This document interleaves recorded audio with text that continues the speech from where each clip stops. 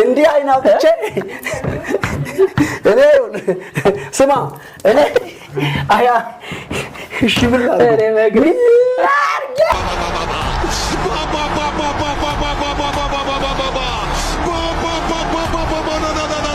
በዳኛ መታደል አበራ ላይ የደረሰው እጅግ በጣም ዘግናኝ ድብደባ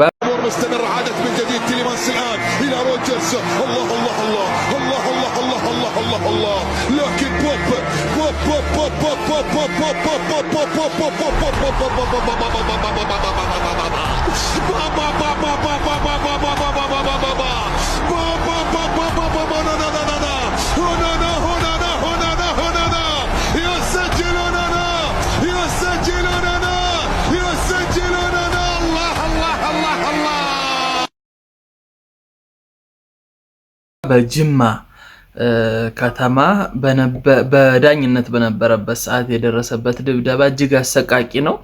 እህቱ ሆስፒታል ገብቷል፣ አፍንጫው ተሰብሯል ብላለች። ለዚህ እኮ ነው የሀገራችን እግር ኳስ የማያድገው። እውነት ማለት ምን አሁን ይሄን ሰው መደብደብ ምን ለውጥ ያመጣል?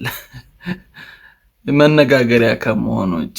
ነገር ግን አንድ ወሳኝ ነገር ቢኖር ይሄ ድብድብ የተካሄደው ከቀናት በፊት ነው።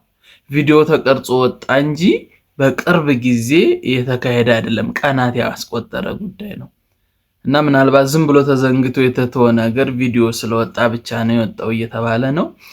እጅግ በጣም መነጋገሪያ ነው ሶሻል ሚዲያ። በፍጹም ግን እንደዚህ አይነት ነገር መኖር የለበትም። ድሮ ቡናና ጊዮርጊስ አዲስ አበባ ስቴዲየም ላይ የተደባደቡት ይበቃናል ብለን ነው ድኖ ወደ ስራው እንደሚመለስ ተስፋ አደርጋለሁ። ወደ ቀጣይ ቪዲዮ እናልፋለን።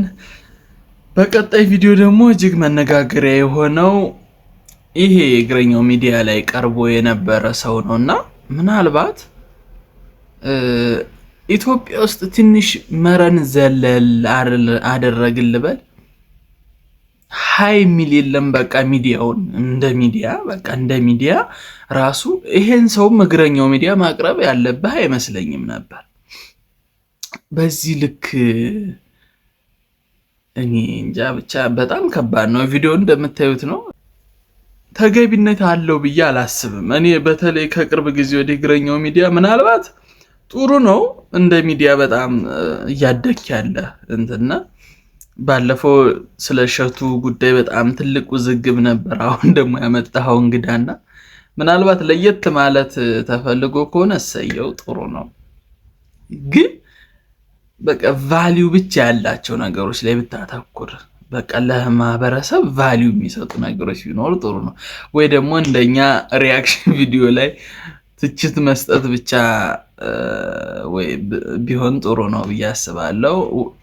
ቋሚ የሆነ ትክክለኛ ስሬ ብለህ ከያዝከው ግን ቁም ነገሮች ላይ ብቻ ብታተኩርና እንደዚህ አይነት ሰው አሁን ምንም ለህይወታችን ለተመልካች የሚጠቅመው ነገር ስለሌለ ምናልባት ብታስብበት ብዬ አስባለሁ።